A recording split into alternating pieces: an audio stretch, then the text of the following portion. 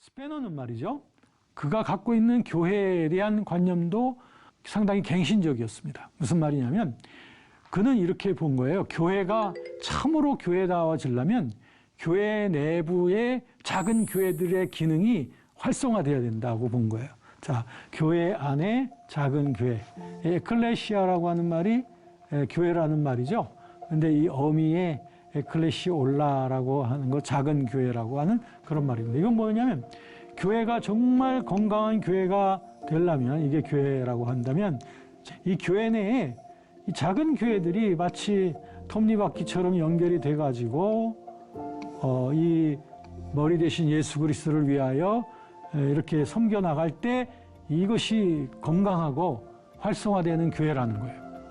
그러니까 이 말은 무슨 말이냐면 교회는 물론 목회자가 모든 책임이 있기도 하고 중심을 이루어야 되긴 하지만 그러나 하나님께서는 모든 신자들에게 여러 가지 적절한 탤런트들을 주신다는 거예요. 은사죠. 은사들을 주시기 때문에 어떤 사람들은 뭐 카메라를 잘 찍는 그런 탤런트가 있는 분이라면 그분은 교회 내에서 그 일을 할 때 굉장한 또 기쁨을 맛볼 거예요.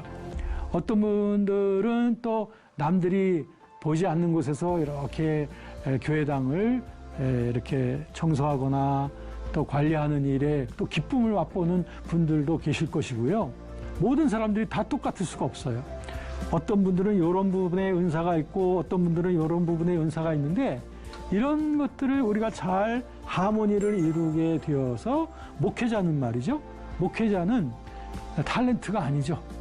목회자가 모든 것을 다 잘할 수가 없습니다.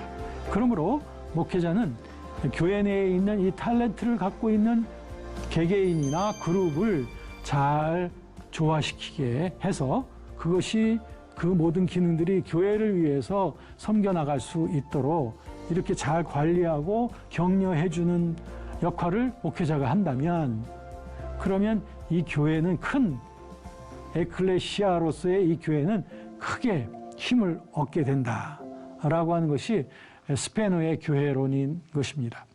이것도 우리가 적용할 점들이 정말 많습니다. 목회자가 한 분이 모든 교회들의 A, B, C, D부터 모든 것을 다 관장하려고 하다 보면 정말 지칠 때가 많습니다. 그러나 목회자는 정말 매눈을 하고서 신자들이 갖고 있는 탤런트가 어떤 것인가를 잘 체크해서 그분들에게 그 일을 잘 할 수 있도록 권장해드리고 격려해드린다면 교회는 머지않아서 아주 힘있는 교회, 그 교회의 교인 수가 몇이 되든지 간에 아주 짜임새 있고 완전한 교회로서의 아름다움을 갖추게 될 것이다 라고 하는 것이 스페너의 이 교회론인데요. 이거 잘 적용할 필요가 있다라고 생각을 합니다. 자, 이와 같은 경건주의 운동으로 인하여 결국 독일에 있던 영적으로 냉각되어졌던 그 루터파 교회들이 많이 갱신되어지고 부흥되어졌습니다. 그러니까 이 스페너의 이 경건주의 운동이 큰 영향을 끼친 거예요. 뿐만 아니라 이 경건주의들의 깊은 종교적 열성이 각 나라로 막 퍼져 나가게 됩니다. 이 독일에서만 끝난 것이 아니라 여러 나라에 퍼져나가게 됐습니다. 경건주의의 영향은 오늘 전 세계적으로 여러 곳에서 여러 양상에서 찾아볼 수 있습니다만 특별히 대표적인 그 파 중에 하나가 모라비안 파가 있었습니다. 이 모라비안 파 사람들은 이 경건주의적인 정신을 가지고 아주 강렬하게 선교 활동도 하고 교회의 경건을 갱신시키는 일을 위하여 아주 훌륭한 일을 감당했던 파가 이 모라비안 파다라고 할 수 있습니다. 이와 같은 경건주의자들이 우리에게 미친 영향은 오늘날 21세기를 살고 있는 오늘날의 현대 교회에도 크게 그 영향을 주고 있습니다. 그런데 이 경건주의가 항상 좋은 것들만 우리에게 유업으로 준 것은 아니다. 이 경건주의에도 좀 여러 가지 좀 약점들이 있었다는 거예요. 어떤 약점들이 있었는가 한번 보실까요? 한 3가지 정도를 찾는데요. 우선 경건주의자들의 그 세계에 대한 인식은 자칫하면 그 좀 현세 도피적인 성향이 많이 나타날 수 있다. 왜? 영적인 것을 많이 치중하다 보니까 현실에 대해서 좀 감각을 잃어버릴 수도 있고요.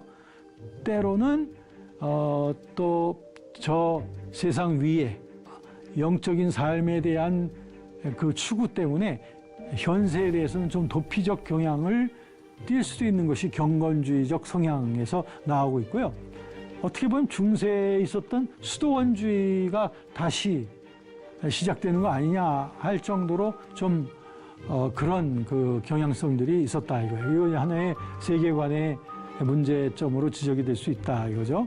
그 다음에 교회관에 있어서도 경건주의는 자칫하면은 교회론에 있어서 좀 어려움을 줄 수가 있는 것인데 아까 에클레시올라 인 에클레시아, 즉 교회 내의 작은 교회 사상 분명히 중요한 거였는데요. 그럼에도 불구하고 교회의 개혁을 시도함에 있어서 열심 있는 소수로서 교회 안에 그 작은 교회를 자꾸 만들어 가지 않습니까? 그러다 보면 지나치면 독선주의적 그룹을 형성할 수 있다는 거예요. 이게 우리가 참 깊이 유념해야 될 겁니다. 새로움을 추구하는 거 좋고 성경적인 신앙을 향해서 소그룹을 만들어서 열심히 갱신운동하는 것도 좋은데 결국 그 모든 갱신적인 노력이 교회를 위해서 되어져야 되지 교회와 상반되어지는 운동으로 이질화되어지면은 교회에 유익이 될 수가 없다는 것이죠. 유익이 되지 못할 뿐 아니라 그 교회의 커다란 어려움으로 나타날 수가 있다는 거예요. 그렇기 때문에 갱신 운동은 좋지만 이것이 교회의 일치성을 해치게 되면 안 된다. 이게 우리가 주의해야 될 것이고요. 그다음에 교리관념에 있어서도 경건주의자들은 하나님과의 1대1의 관계, 뜨거운 신앙 이런 것들 또 생활 실천적인 신앙 이런 것들을 강조한 거는 매우 좋아요. 그런데 그러다가 그들은 교리는 별로 중요하지 않다라고 하는 이런 어떤 인식들이 경건주의 성향에 젖어 들어가기가 쉽다 이겁니다. 그러면 아니 우리 신앙생활에 교리가 없으면은 어떻게 되느냐? 우리의 신앙이 마치 그 뼈 없는 생물처럼 그렇게 흐늘흐늘하게 우리의 모습이 흐트러질 수가 있는 것입니다. 그러므로 이와 같은 교리관을 경시하는 것 이것은 굉장히 어려움이 되겠다. 그렇게 되다 보면 우리 신앙 고백에 있어서 아무렇게나 믿어도 좋다라고 하는 이런 어떤 사상적인 개방주의의 위험에 빠질 수 있다고 하는 것 이것이 이제 경건주의가 지나치면은 세계관, 교회관, 교리관에 있어서 이런 문제들이 일어날 수 있겠다라고 하는 것입니다. 자, 오늘 여러분들은 17세기의 경건주의에 대해서 살펴보시면서 그 당시 경건주의가 끼쳤던 커다란 세계적인 영향에 대해서 우리는 살펴보았습니다. 사실 그들은 한 시대에 교회를 갱신시키기 위해서 정말 너무나 위대한 일을 했다고 생각합니다. 그래서 우리들은 그 경건주의가 우리에게 끼친 그런 교훈들을 우리가 잘 유념하는 것이 매우 중요하겠고 거기다가 제가 한 가지 덧붙였던 즉 경건주의가 지나치게 되면은 세계관에 있어서 또 교회관에 있어서 또 교리관에 있어서 지나친 탈선으로 나갈 수 있다고 하는 점까지도 제가 말씀드렸습니다. 그러므로 여러분 이제 우리가 꼭 유념할 한 가지는 이것입니다. 건강한 교회를 이루기 위해서는 첫 번째는 교회가 계속적인 갱신을 해야 되고 또 하나는 교회가 일치성을 잘 유지해 가야 된다. 즉 갱신과 일치 이 두 가지는 건강한 교회의 두 축이라고 생각을 합니다.